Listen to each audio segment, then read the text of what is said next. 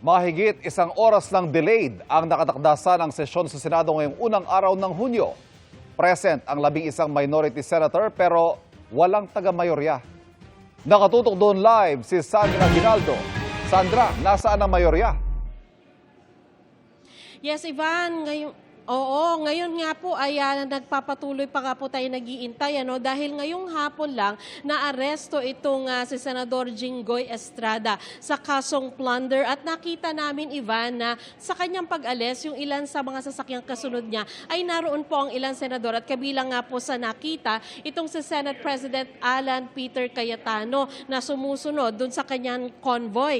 Pero ngayong sesyon ay wala po ni isa sa mayorya ang dumating. Nasa session hall po ang mga imbitado na mga bisita, maging ang minority senators bago pa man ng alas 5 ng hapon para po sa sesyon ngayong araw. Pero sa kaliwang bahagi, makikita po yung mga bakanting upuan naman po ng majority senators.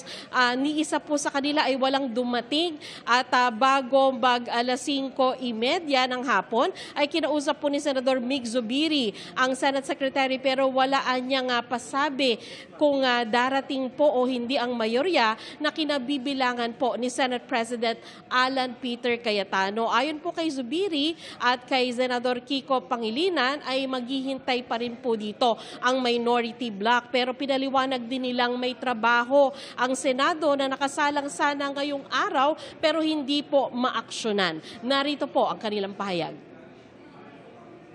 We have two third reading bills here today, and or three, and two of them happen to be citizenship bills for our Philippine teams. Ang mahalaga dito yung sa CA kasi meron pala mga generals that are up for promotion na darating na po yung birthday nila. So kung hindi magko-convene yung CA, kawawa naman sila, di ba? Naapektuhan pa yung promotion nila at nakababypass na sila, hindi na sila tapos na. Ibig sabihin, after their 30 plus years of service, they cannot get promoted one rank higher. Meron din kaming dalawang third reading kay Matthew Ramos at si Benny Boatwright for citizenship. It's scheduled today and they're here. So we're just Senator waiting. Mix, mga ilang oras ang hintayin nyo? How long na maghihintay ang minority? Long as it takes, we'll wait. Trabaho naman to eh. Walang masabi sa inyo, sir, na hindi makakapag-start ng bahay? Si Secretary daw tinatawagan pa daw niya CSP. So, hintay lang po kami. We're ready to work. Pero may violation po ba sa rules? Wala pa. Yung hindi pagsipon? Hintayin natin sila. Let's wait for that. Nangyayari naman na nahuhuli. So we'll wait for that. Pero never so nangyari na nag-cancel bigla. Wala pa namang cancellation.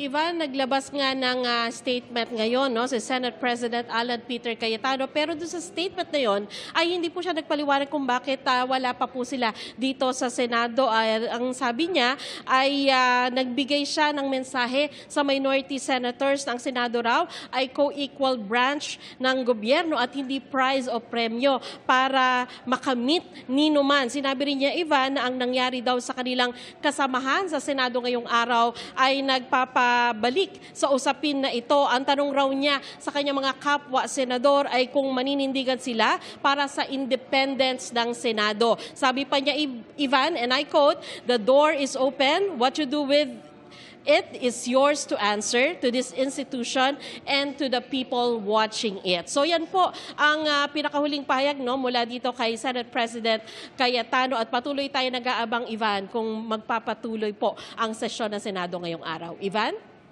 Maraming salamat, Sandra Aguinaldo.